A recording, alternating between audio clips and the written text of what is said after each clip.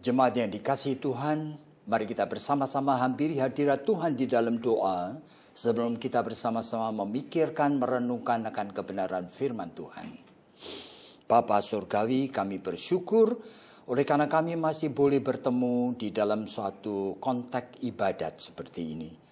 Dan kami menyanyi-nyanyi juga untuk memuji namamu, kami berdoa juga untuk bercakap-cakap dengan Engkau, Tuhan, dan kami pada saat mendengarkan dan memikirkan kebenaran firman-Mu, Tuhan, kami juga ingin sekali mempersembahkan pikiran dan hati kami kepada Tuhan. Tuhan, meskipun ada di antara kami yang terbeban berat dengan macam-macam persoalan, dan khususnya di dalam masa-masa pandemik yang tidak berkesudahan ini, kiranya Tuhan tolong kami, lindungi kami, supaya iman kami dapat tetap terjaga. Dan kami boleh memikirkan segala sesuatu yang kami hadapi, selalu di dalam kaitan dengan bijaksana daripada firman Tuhan sendiri. Supaya kami tidak berpikir dengan perasaan dan pikiran kami sendiri, Tuhan. Sehingga kesaksian hidup kami, baik di tengah keluarga, di antara orang-orang yang dekat dengan kami, maupun dengan siapa saja, kami tetap seperti dengan fungsi terang dan garam di tengah dunia ini. Tuhan tolong kami semua dan berkati akan pemerintah kami yang terus mengupayakan kehadiran hal-hal yang baik. Dengan memberikan vaksin kepada setiap orang, kiranya Tuhan tolong supaya semuanya hal yang baik ini diberkati Tuhan. Sehingga kami juga boleh melihat masyarakat ini secara luas dari Sabang sampai ke Merauke itu juga dilindungi dan dibangkitkan kekebalan tubuhnya. Tuhan, terima kasih oleh karena kami boleh berharap akan belas kasihan Tuhan. Dan saat ini kami ingin secara khusus memikirkan kebenaran firman Tuhan di dalam kaitan dengan topik yang sudah majelis dan hamba Tuhan itu tetapkan dari gereja kami ini.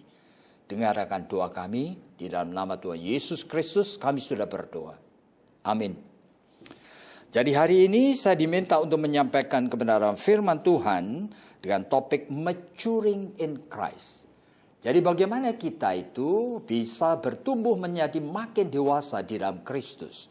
Dan ini rupanya sudah menjadi sesuatu topik bulan ini mungkin. Sehingga bukan hanya satu minggu ini saja kita berpikir mengenai topik ini. Oleh sebab itu bagian saya dikaitkan dengan melalui akan ajaran yang sehat. Nah, itu kata-kata dari Rasul Paulus sendiri yang kita itu akan lihat bersama dalam 1 Timotius pasalnya yang pertama. Saya tidak akan membaca semuanya, tetapi kepada anak asuh rohani dari Paulus ini. Ya, Paulus ini secara khusus bicara kepada Timotius supaya dia menuliskan seperti ini. Tetapi ada orang yang tidak sampai pada tujuan yang baik itu, dan yang sesat di dalam omongan yang sia-sia. Mereka itu hendak menjadi pengajar hukum Taurat tanpa mengerti perkataan mereka sendiri dan pokok-pokok yang secara mutlak mereka kemukakan. Dan kita tahu bahwa hukum Taurat itu baik kalau tepat digunakan. Yakni dengan keinsyafan bahwa hukum Taurat itu bukanlah bagi orang yang benar, melainkan bagi orang durhaka dan orang lalim, bagi orang fasik, bagi orang berdosa, bagi orang duniawi, bagi orang yang tidak beragama, bagi pembunuh ayah dan pembunuh ibu, bagi pembunuh pada umumnya, bagi orang cabul, pemburit, bagi penculik, bagi pendusta, bagi orang makan sumpah, dan seterusnya. Segala sesuatu yang bertentangan dengan ajaran yang sehat, yang berdasarkan Injil dari Allah yang mulia, yang maha bahagia seperti yang telah dipercayakan kepadaku. Jadi ini menarik sekali saudara. Oleh karena pada saat kita berpikir mengenai maturing in Christ, itu merupakan suatu panggilan, yaitu purpose atau tujuan daripada hidup yang Tuhan itu sudah tetapkan. Yaitu supaya kita makin serupa dengan gambar Tuhan Yesus Kristus sendiri. Kita makin matang. Oleh sebab itu, saudara bisa mengevaluir dan bisa memeriksakan diri saudara dan saya sendiri. Barangkali ada yang sudah menjadi orang Kristen sejak lahir. Ada barangkali menjadi Kristen sudah lebih dari 20 tahun. Coba kita lihat apakah kita itu menjadi makin dewasa dan makin menjadi mirip seperti Kristus Yesus sendiri. Ya, C.S. Lewis mengatakan kita ini sedang dibentuk untuk menjadi little Christ, yaitu Kristus kecil. Itu artinya kita tidak akan menduplikat akan Tuhan Yesus tentunya yang sempurna itu. Tetapi semua hidup ini itu ada tujuannya menuju ke sana. Oleh sebab itu aneh sekali jika sebagai orang Kristen yang Tuhan sudah memberikan segala equipment yang kita butuhkan. Sampai firman Tuhan itu sudah lengkap diberikan. Plus kehadiran Roh Kudus sendiri sebagai guru dan sebagai counselor yang agung. Bahkan disebutkan dalam 1 Korintus pasal 6, dia berdiam di dalam tubuh kita ini. Bayangkan. Jadi sudah diberikan segala sesuatu untuk menolong kita. Tetapi realitanya di dalam Ibrani pasal yang kelima, itu penulis Ibrani saya mengatakan, sayang sekali ditinjau dari sudut waktu. Seharusnya kamu, mungkin ada yang sudah 2, 3, 4, 5, 10 tahun menjadi Kristen. Tetapi kamu ternyata tidak bisa menjadi seorang guru yang mengajar orang. Kamu masih kanak-kanak secara rohani. Kamu masih menginginkan selalu berpikir dengan hal-hal yang too simple. Yang seharusnya too simple itu terlalu sederhana bagi orang yang mature. Sehingga selalu menginginkan firman Tuhan yang gampang. Padahal Tuhan itu ingin supaya kita menjadi makin dewasa. Meskipun kita tahu saudara, di dalam 1 Korintus pasal 13, kita diingatkan pada masa kamu kanak-kanak, ya Tuhan juga tidak menuntut kamu menjadi dewasa. Oleh karena apa? Kanak-kanak. Sehingga boleh saja berpikir dan merasa seperti kanak-kanak. Tetapi aneh sekali jika kita itu enjoy untuk becoming like child, tetapi dalam pengertian childish. Itu artinya kita seperti anak-anak tetapi kekanak-kanakan yang tidak sehat. Yang terus-menerus hanya enjoy untuk menjadi orang Kristen yang kanak-kanak. Oleh karena apa? Tidak perlu memikul tanggung jawab. Tidak perlu memikirkan mengenai hal-hal yang menjadi serius dalam hidup ini. Dan masih membiarkan hidup kita dependent. Terus-menerus tergantung kepada siapa? Kepada pemimpin kita. Apa-apa kita tidak mengerti. Selalu tanya pendetanya lagi. Sampai hal yang sederhana sekali. Dan itu yang penulis Ibrani ingatkan. Ditinjau dari sudut waktu. Seharusnya kamu menjadi dewasa. Kamu sudah waktunya menjadi guru. Berarti membimbing yang baru-baru. Yang masih anak-anak itu secara rohani. Dan sekarang itu kita tahu bahwa di dalam pikiran mengenai maturing in Christ ini. Dan hari ini kita diminta secara khusus mengkaitkannya dengan ajaran yang sehat. Nah, saudara, ini merupakan hal yang menarik ya. Oleh karena maturing Christ itu di dalam Kristus, ternyata cara Tuhan untuk bisa membuat kita itu matang, itu anehnya. Itu tidak dengan jalan tol yang gampang. Tidak selalu memberikan kita disuapin dengan air susu, yang makanan yang lunak saja, tidak. Hidup ini selalu begitu ya. Setiap orang itu selalu melewati fase-fase pertumbuhan dan hidupnya. Seorang anak yang tadinya itu hanya bisa tidur, itu sekarang itu terpaksa akan melihat-lihat dan mulai merangkak. Dan merangkak itu membutuhkan upaya tersendiri. Nanti mulai merambat-rambat, mulai pegang dan bisa jatuh. Mulai belajar jalan, mulai belajar ini, belajar itu. Oleh karena apa? Oleh karena memang hidup itu memang begitu. Dia harus mulai menjadi makin tumbuh sesuai dengan usianya. Nah, sekarang ini apa yang Tuhan lakukan? Tuhan lakukan mengizinkan, bahkan kadang-kadang, jangan sampai kita lupa ya, kadang-kadang Tuhan mengizinkan bahkan kita berbuat kesalahan. Oleh karena kesalahan itu akan membuat kita sulit sekali. Ada seorang wanita yang sudah diingatkan berkali-kali oleh orang tuanya. Jangan kamu meneruskan hubungan dengan laki-laki yang seperti itu. Tapi diteruskan, kemudian menikah. Dan sekarang sejak menikah dia menderita sekali. Oleh karena laki-laki itu tidak bertanggung jawab. Tidak mau bekerja. Dan bahkan terus berzina. Waduh, lalu bagaimana? Ya meskipun demikian, aneh sekali. Tuhan yang tahu bahwa kamu sendiri yang ceroboh, tetap Tuhan bisa memakai sebagai sarana pertumbuhan. Di mana Tuhan itu di dalam Roma pasal 8 ayat 28 kan mengatakan segala sesuatu bekerja bersama-sama mendatangkan kebajikan atau kebaikan bagi orang yang mengasihi Tuhan. Bagi berarti meskipun kita sudah melangkah keliru, sebetulnya kasih sayang dan cara Tuhan mendidik itu tetap juga dihadirkan. Sehingga melalui pengalaman hidup apa saja, pengalaman finansial, pengalaman kesehatan, pengalaman dengan anak yang sulit, pengalaman dengan teman yang tidak fair, macam-macam pengalaman tetap diberikan kepada Tuhan. Sometimes itu menjadi bagian daripada salib yang harus kita pikul. Bukankah Yesus mengatakan, jikalau kamu tidak memikul salibmu, ya kamu tidak bisa menjadi muridku. Oleh karena apa? Oleh karena memang hidup itu begitu. Ya harus ada sesuatu pertanggungjawaban, kadang-kadang melalui disequilibrium. Yaitu keterkiliran, meskipun di dalam surat Petrus pernah mengatakan kalimatnya, jangan sampai kamu justru membuat persoalannya sendiri. Kamu memikul salib yang tidak perlu. Kamu memikul salib oleh karena dosamu. Kamu memikul salib oleh karena kamu menjadi pembunuh, menjadi pembohong. Waduh, jangan begitu. Meskipun demikian saya ingatkan tadi. Kalaupun sudah pernah berbuat kesalahan, kadang-kadang Tuhan masih memakai realita hidup yang sulit ini sebagai sarana untuk mempertumbuhkan kita di dalam Tuhan. Saya akan memberikan satu ilustrasi yang sederhana ya. Saya tidak tahu pernah atau tidak, tapi ini juga peristiwa terjadi di Surabaya.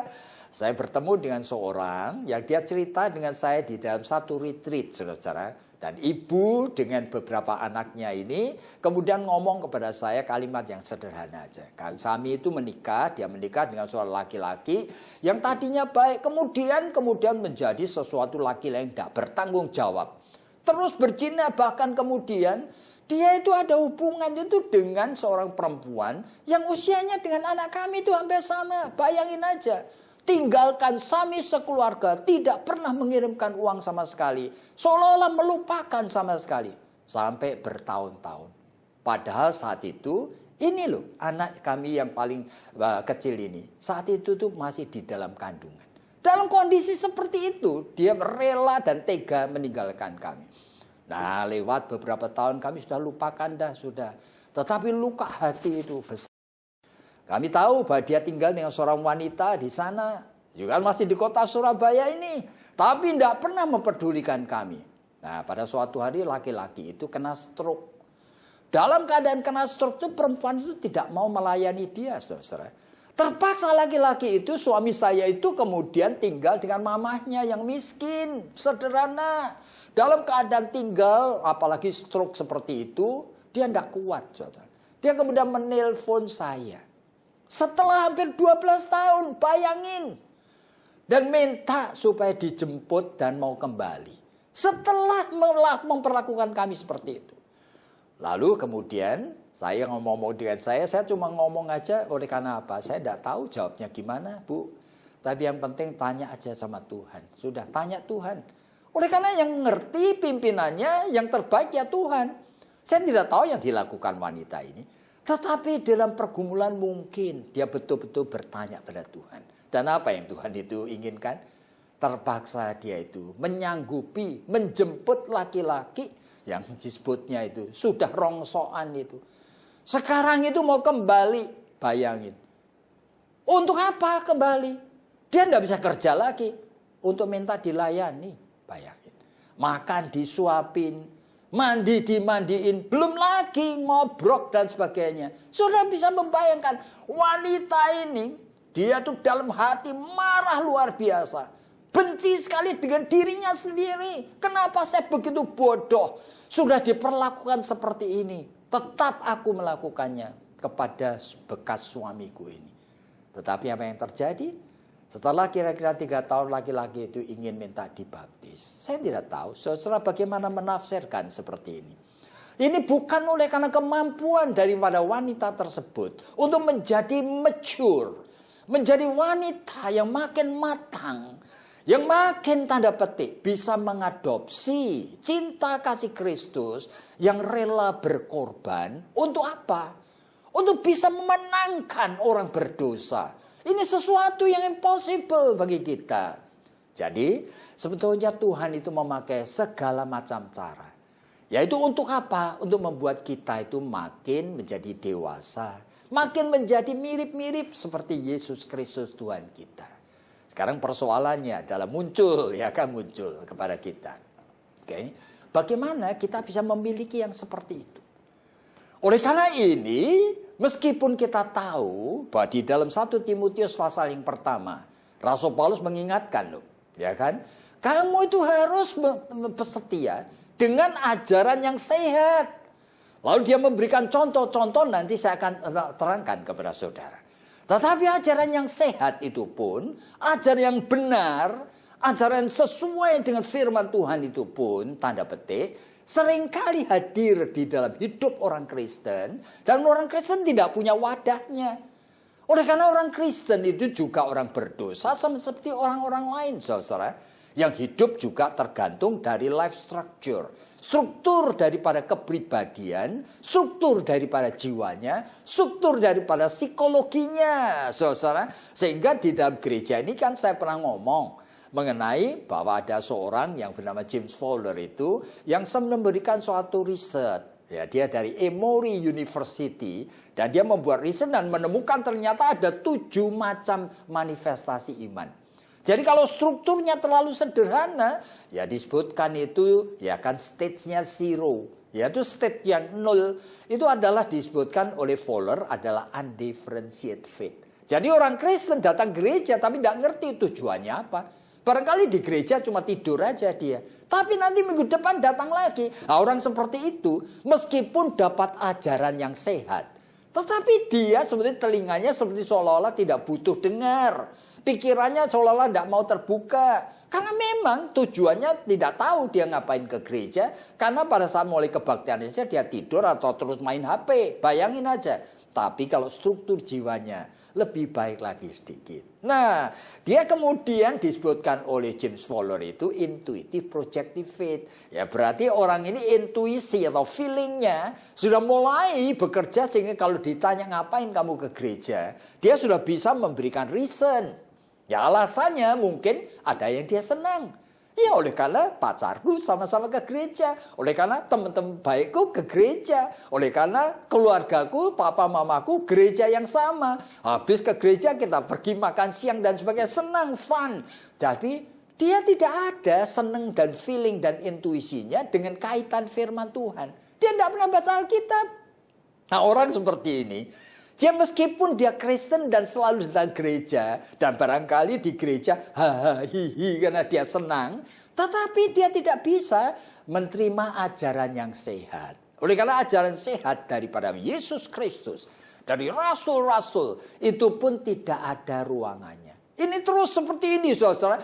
Bahkan di dalam state yang kedua. Yang dinamakan mythical literal. Bahkan state yang ketiga. Synthetic conventional dan seterusnya. Itu biasanya orang Kristen masih tidak mempunyai ruangan untuk kebenaran firman Tuhan. Karena apa? Karena jiwanya sebetulnya belum butuh sungguh-sungguh. Yang inginkan itu adalah khotbah yang enteng-enteng gitu loh. Khotbah itu yang gampang sekali. Yang disukai hanya ilustrasi-ilustrasi. Tapi tidak mau mikir dia. Barangkali nanti di dalam state yang namanya individuatif, reflektif. Nah dia mulai take it serious. Nah ini kalau dikaitkan dengan psikologi saudara. Sebetulnya life structure jiwa manusia ini luar biasa sekali kompleksnya. Oleh karena apa? Banyak orang yang entah kenapa meskipun tanda petik nanti mendengarkan akan ajaran yang sehat. Sebetulnya jiwanya itu tidak ready untuk menerima. Saudara, kenapa? Oleh karena konsep mengenai Allah. Dan sikap dari emosi mengenai Allah. Nah, munculnya pikiran mengenai Allah itu sebenarnya tercetak di dalam keluarga sejak dia masih kecil. Nah, seorang yang bernama J.B. Phillips itu mengatakan di dalam satu bukunya yaitu Your God is too small. Allahmu itu terlalu kecil. Oleh karena apa? Oleh karena Allahmu yang kamu pikir, kamu kenal dan dia itu Allah yang betul, seringkali adalah buatanmu sendiri yang tanpa sengaja. John Calvin itu pernah mengatakan kalimat ini, ya kan? Bahwa human mind, pikiran manusia is an idol factory. Yaitu adalah pabriknya berhala. Jadi pikiran manusia itu pabriknya berhala. Nah, saudara bayangkan ya, seorang anak lahir dari keluarga yang orang tuanya baik loh. Ya, tapi orang tua yang baik ini ingin anaknya sukses. Sehingga terus-menerus menuntut anaknya belajar. Bayangin, terus menuntut supaya anaknya itu nilainya bagus. Rasanya kan baik, tapi di dalam jiwa anak itu sudah tercipta respon emosi. Nah, respon emosinya apa? Nanti akan terbawa terus sepanjang umur hidupnya. Yaitu apa? Hidup ini saya ternyata terus ditekan dengan satu tuntutan yang saya tuh tidak tahu bahwa orang tuaku itu seperti tidak pernah bisa dipuaskan. Itu nanti menjadi orang Kristen juga akan punya pikiran begitu. Yaitu Tuhan itu adalah Allah yang tidak pernah bisa dipuaskan. Hari ini menuntut ini, besok menuntutnya lebih lagi, besok menuntutnya lebih lagi. Sehingga capek. Aku mengikut Tuhan itu tidak ada sukacita. Oleh karena Tuhan itu adalah Allah yang demanding, yang terus menuntut. Ya bayangin. Ini padahal dari keluarga baik cuma ingin supaya anaknya sukses. Ini jiwa manusia itu sudah mencipta akan pola, yaitu reaksi emosi dan cara berpikir yang dia tidak pernah sengaja. Bahkan nanti terhadap Tuhan itu kayak gitu. Nah, jikalau orang tua ada seorang anak lahir dari keluarga yang papanya tanda petik itu menakutkan. Oke. Kadang-kadang papanya itu baik kalau lagi moodnya baik. Tapi nanti tiba-tiba dia akan gebrak meja, dia omongannya kasar, dia tuh kemudian ngaplak ke kepala. Waduh. Nah, anak seperti itu. Meskipun ini hubungan dengan papanya, tapi nanti saat dia menjadi dewasa, sikapnya terhadap Tuhan itu juga namanya ambivalen. Yaitu kalau tanda petik semuanya itu baik. Dia bisa mengatakan Tuhan mencintai aku. Dia bahkan bisa menyanyi puji-pujian untuk Tuhan. Tapi kalau kondisi hidup ini tidak menyenangkan, langsung itu seperti malam berganti dengan siang, siang berganti malam. Dia kemudian benci, dia marah sekali kepada Allah.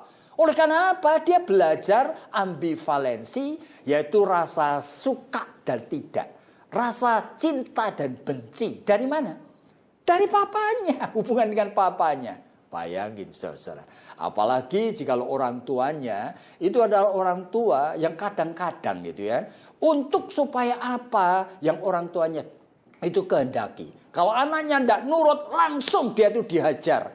Didisiplin tapi punishment. Nah, apa yang terjadi? Anak yang seringkali dipanis oleh orang tuanya. Pada masa dia dewasa, pikirannya selalu seperti ini. Allah itu adalah Allah yang tidak punya cara yang lain.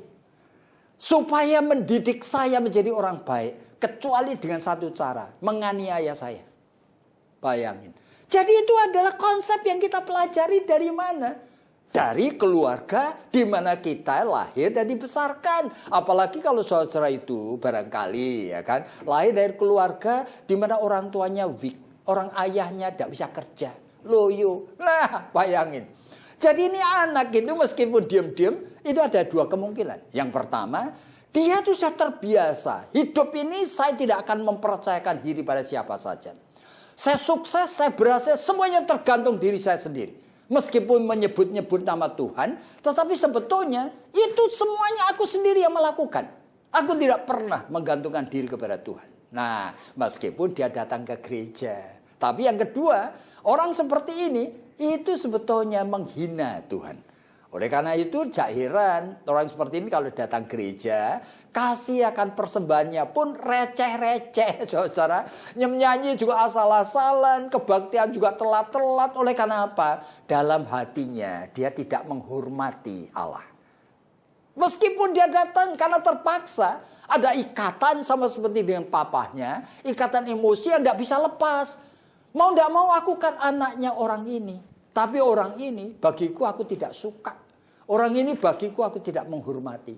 Itu pengalaman dari siapa? Pengalaman dengan orang tuanya. Kelak ratusan macam, saudara.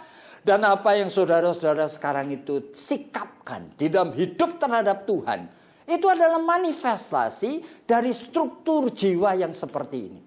Jadi meskipun struktur jiwa seperti ini itu mendapatkan siraman ajaran yang sehat, tetap ajaran yang sehat itu sebetulnya disikapi dengan keliru, saudara. Jadi masalah mengenai bagaimana kita itu maturing in Christ. Melalui suatu ajaran sehat, jangan saudara salah mengerti. Jangan saudara pikir kalau ajaran yang diberikan di dalam gereja, ajaran diberikan melalui pemahaman Alkitab, atau ajaran diberikan melalui seminar-seminar online dan sebagainya, itu baik, pasti mengubah dan memperbarui manusia. No, saudara. Oleh karena apa? Oleh karena saudara mesti kenal jiwa saudara sendiri. Sehingga seharusnya kita tahu dan kita mengatakan, Tuhan, aku tahu ajaran yang kau sediakan. Itu sudah baik. Tetapi aku kenapa meresponinya seperti ini? Yaitu apa? Aku seringkali anggap enteng ajaran tersebut. Aku tidak pernah take it seriously. Aku tidak pernah betul-betul menghargai. Aku tidak pernah punya waktu untuk mengaplikasikan. Aku tidak punya follow up untuk mendengarkan hasil dari mendengarkan firman-Mu. Bahkan pikiranku seringkali kesana kemari seperti ini. Nah, itu yang perlu sekali kita itu gumuli dan selesaikan. Sehingga sebelum kita lanjutkan mengenai apa itu ajaran yang sehat, kita perlu waspada lebih dahulu sehingga kita mempunyai suatu attitude yang lebih jelas. Jadi ini masalah sebetulnya bukan masalah ajaran yang sehat tok. Tetapi yang terutama bagaimana ajaran yang sehat mempunyai dampak yang positif, betul mengubahkan. Yaitu jikalau pada saat kita mempunyai jiwa itu responsif, yang teachable. Dan oleh karena itu kita perlu sekali kenal akan kondisi jiwa kita. Dan kita katakan kepada Tuhan, Tuhan tolong aku. Sama seperti bapak yang anaknya dirasuk setan itu. Yang meskipun dia mengatakan dan butuh supaya Tuhan itu menolong. Tetapi kan dia mengatakan, aku percaya Tuhan, pasti engkau bisa. Tapi pada saat yang sama dia sadar, ampuni dan maafkan aku yang tidak percaya. Aku percaya tetapi aku juga tidak percaya. Ampuni aku. Nah, dengan kejujuran seperti itu, kita mulai sesuatu relasi dengan Tuhan yang lebih baik. Dan sekarang kita mulai pikirkan ya. Jadi ajaran yang sehat itu apa? Saudara kita itu perlu tahu, banyak orang salah mengerti. Nah, seringkali kita itu berpikir ajaran sehat itu ajaran doktrin. Waduh, ajaran doktrin itu berbahaya sekali saudara. Jikalau hadir di dalam jiwa kita. Kita paham sekali bahwa ajaran mengenai predestinasi, mengenai God's election ya, dan sebagainya. Mengenai tulip ya kan, total depravity, apa macam-macam. Waduh, saudara hati-hati. Oleh karena apa? Walaupun saudara ngerti secara akali, walaupun saudara setuju secara kognitif, 99% manusia tetap tidak mempunyai wadahnya di dalam jiwanya untuk dialami. Nah, saudara bisa membayangkan berapa kali aja saudara ikut misalnya perjamuan kudus. Apa pernah saudara betul menghayati? Menjelang akan masa kesengsaraan dan kematian Kristus ini, kita memikirkan itu kan? Sampai orang itu sadar sekali bahwa sebetulnya sulit sekali untuk bisa menghayati. Oleh sebab itu kemudian mereka mulai ngapain? Nah, ingat, oleh karena gereja itu macam-macam ya. Kalau orang-orang Katolik itu memakai suatu prinsip yang transubstansiasi. Itu artinya mereka percaya bahwa sebetulnya roti dan anggur pada saat sudah dipersiapkan dan didoakan oleh imam sudah menjadi tubuh dan darah Kristus. Dan langsung pada saat dimakan, kita makan tubuh darah Kristus sama seperti yang Yesus katakan di dalam Yohanes pasal yang ke-6. Ya toh? Tetapi Martin Luther sejak peristiwa reformasi, dia menolak itu. Dia mengatakan itu tidak betul. Itu superstitious. Jadi bagi Martin Luther disebutkan bukan transubstansiasi, tetapi konsubstansiasi. Yaitu pada saat tubuh darah Kristus sudah masuk di dalam badan kita. Nah, itu menjadi satu dengan tubuh darah daging kita. Sehingga Kristus hadir di dalam kita. Tetapi Calvin lebih dalam lagi. Dia mengatakan itu tetap belum benar. Oleh karena apa? Yang terpenting adalah iman. Sebetulnya roti dan anggur, tetap roti dan anggur. Substansinya tetap itu dan efeknya dalam tubuh darah daging kita ya sama saja seperti makanan-makanan yang lain, tetapi di dalam iman. Oleh karena kita percaya sesuai dengan janji Tuhan. Nah, itu akan menjadi tubuh darah daging Kristus yang berinkarnasi menyatu dengan tubuh darah daging kita. Nah, saudara-saudara, pada saat kita itu belajar mengenai ajaran yang benar, memang perlu sekali penjelasan. Tetapi kita waspada, saudara. Oleh karena apa? Oleh karena banyak orang mengambil bagian-bagian Alkitab tertentu yang seolah-olah betul. Apalagi sekarang misalnya aja pada saat menjelang kesengsaraan dan kematian Kristus yang kita rayakan ini. Waduh, ada Rabu Abu, ada Kemis Putih. Waduh, dari mana, saudara? Itu superstitious. Superstitious itu artinya apa? Tahayul. Lalu orang mengatakan, bukankah itu ajaran gereja dulu? Loh, ajaran gereja kalau salah jangan diikuti dong. Lah kenapa salah? Oleh karena ajaran gereja itu menghidupkan Taurat. Bukankah di dalam perjanjian lama, orang yang berduka cita oleh karena dosa, merobek-robek baju, menaburi abu. Waduh, masakan kita itu percaya bahwa itu ajaran yang benar. Kenapa begitu? Karena Yesus sendiri mengingatkan. Dalam Matius pasal yang ke-6 mengingatkan apa? Jikalau kamu berpuasa, jangan sampai orang lain tahu.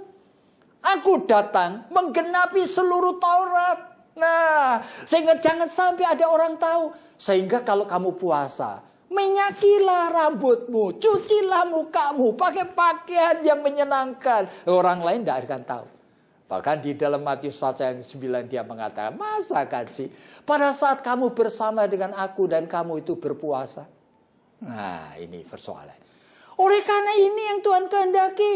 Makanya di dalam 1 Timotius itu, Taurat jikalau dihadirkan lagi macam-macam bentuk, bahkan dikatakan sunat segala. Waduh, jangan makan ini, jangan makan itu ada di dalam Alkitab. Paulus ingatkan loh. Nanti pada hari kamu berpuasa, kamu jangan ini dan jangan itu. Kita mesti hati-hati sekali.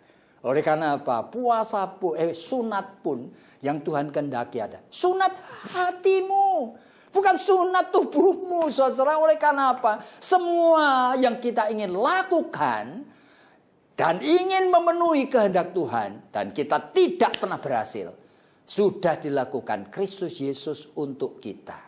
Roma pasal 8 ayatnya yang ketiga. Sehingga pada saat kita belajar ajaran yang sehat, kita ingat. Makanya dikatakan dalam 1 Timotius pasal 1 tadi. Taurat yang ada dalam Alkitab loh. Yang betul-betul Tuhan yang ajarkan loh. Ada dalam Alkitab. Tapi diingatkan. Itu cuma perlu untuk orang berdosa. Untuk pemburit. Untuk orang homo itu loh. Orang pembunuh. Orang penipu. Itu perlu Taurat. Karena cuma mengingatkan akan dosa. Tapi tidak menyelesaikan kamu untuk mengatasi dosa.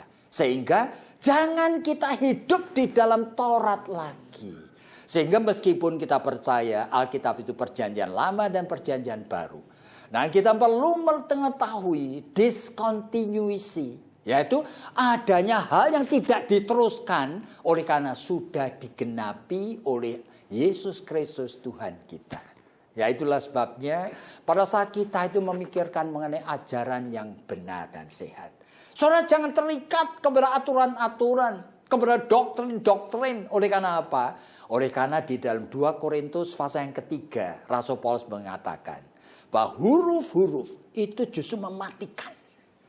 Tetapi roh itu menghidupkan. Oleh karena kita tahu, kita hidup dalam perjanjian baru.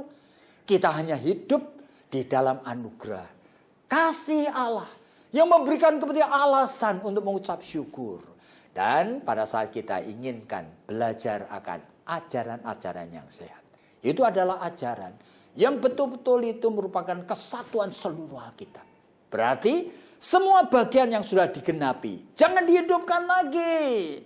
Bahkan Alkitab juga yang mengingatkan kepada kita bahwa Allah itu adalah Allah yang menyingkapkan dengan dua macam penyingkapan dirinya. Yaitu penyingkapan dalam konteks Allah yang sempurna. Di dalam waktunya Allah Kairos. Sehingga di sana Allah itu berbicara mengenai predestinasi, bicara mengenai election. Tapi semuanya itu sebenarnya manusia tidak bisa pahami. Tetapi adalah Allah yang seperti itu. Ternyata adalah Allah yang mengerti akan keadaan kita. Sehingga dia mengosongkan dirinya, kenosis, dalam Filipi pasal 2, menjadi sama seperti kita. Sehingga Allah yang tadinya itu immutable, tidak pernah berubah. Betul Allah tidak pernah berubah? Memang ada ayatnya. Allah yang tidak pernah berubah. Today, yesterday, forever, tidak pernah berubah. Tapi Allah yang tidak pernah berubah, rela menjadi Allah yang mutable, menjadi berubah. Yang bahkan bisa dimanipulir oleh kita. Yang bahkan seolah-olah bisa ditipu. Iya, saya menjumpai ada orang-orang itu ya, sudah berzina, ya kan cerai, kawin lagi, berzina cerai lagi, berzina cerai lagi, cerai sampai 3-4 kali. Lalu pertanyaan kita, orang kayak gitu tuh masih bisa diampuni enggak? Apakah lalu kalau dia bertobat itu harus kembali ke istri pertama? Lah itu hukum Taurat lagi, saudara. Ternyata di dalam perjanjian baru, aneh sekali. Di dalam Markus pasal yang ketiga, tidak ada dosa yang tidak terampun jikalau kamu betul-betul bertobat. Nah, ini persoalannya. Sehingga kita itu percaya. Kadang-kadang Tuhan itu seperti seolah-olah menjadi Allah yang bisa dimanipulir, bisa dipermainkan. Tetapi ingat, jangan mempermainkan Tuhan. Ingat, tetapi inilah ajaran yang benar. Di mana kita mulai berkenalan dengan kasih Allah yang terus mengejar kita untuk menyelamatkan kita. Dan dengan Injil yang baru inilah kita hidup dan kita bertumbuh di dalam pemahaman mengenai realita hidup yang kompleks ini bersama dengan tuntunan daripada Tuhan sendiri. Jadi hari ini kita berbicara mengenai apa, saudara-saudaraku yang dikasihi Tuhan. Kita berbicara mengenai bagaimana kita itu tumbuh menjadi makin dewasa di dalam Kristus Yesus melalui ajaran yang sehat. Kita waspada bahwa tubuh darah daging kita ini punya psychological dengan struktur-strukturnya. Yang meskipun ajaran sehat diberikan, kita lebih suka ajaran yang tidak sehat. Aneh sekali. Sama seperti Galatia pasal yang pertama, jemaat yang sudah dibimbing Paulus lebih dari 3 tahun. Begitu Paulus pergi, datang orang Kristen yang mencampur baurkan ajaran dari Injil dengan apa? Taurat. Lebih senang mereka itu. Aneh, sampai Paulus itu mengatakan 2 kali. Terkutuk 2 kali. Kamu mengganti Injil yang sejati dengan Injil yang palsu. Yaitu mau menghadirkan lagi semua daripada Taurat. Seolah-olah itu merupakan kebenaran firman Tuhan. Oleh karena apa? Memang ada dalam Alkitab. Tapi lupa bahwa Alkitab yang seperti ada bagian-bagian yang discontinue. Yang tidak lagi akan perlu dilakukan. Oleh karena Kristus sudah mendatang untuk menggenapinya. Biarlah Tuhan itu menolong kita semua. Pada masa-masa kita itu berada dalam minggu-minggu kesengsaraan ini. Jangan sampai kita tumbuh justru melalui ajaran yang tidak benar. Tetapi ajaran yang sehat, yang menolong kita itu bersyukur kepada Tuhan. Bukan mendekati akan masa-masa penantian untuk kesengsaraan Kristus ini. Pikiran kita itu memakai pikiran duniawi yang tidak diperkenan Tuhan. Kiranya Tuhan memberkati Anda semua dan kita akan tutup dengan doa. Tuhan, kiranya Tuhan tolong kami orang-orang yang lemah. Pimpin kami semua oleh karena kami kadang-kadang tidak berdaya. Menghadapi realita kehidupan ini. Kami kadang-kadang membutuhkan ajaran-ajaran yang justru tidak sehat. Kami ingin kembali ke Taurat. Kami ingin melakukan aturan ini dan itu. Untuk apa? Untuk memberikan kepada kami perasaan bahwa kami orang Kristen yang benar. Padahal Tuhan kasih karunia-Mu sudah menebus semuanya. Beri supaya kami boleh hidup di dalam anugerah itu. Dan kami boleh bersyukur selalu. Pada saat kami memperingati kesengsaraan kematian-Mu, Kami tidak memakai perasaan dan pikiran manusia yang cuma bersedih, bahkan kasihan kepada Yesus Kristus Tuhan kami. Bukan itu Tuhan. Tapi kami bersyukur oleh karena Engkau sudah memberikan segala-galanya untuk memperdamaikan kami dengan Allah yang hidup. Berkati kami semua Tuhan, berkati jemaat ini. Oleh karena hanya di dalam nama Tuhan Yesus Kristus kami sudah berdoa. Amin.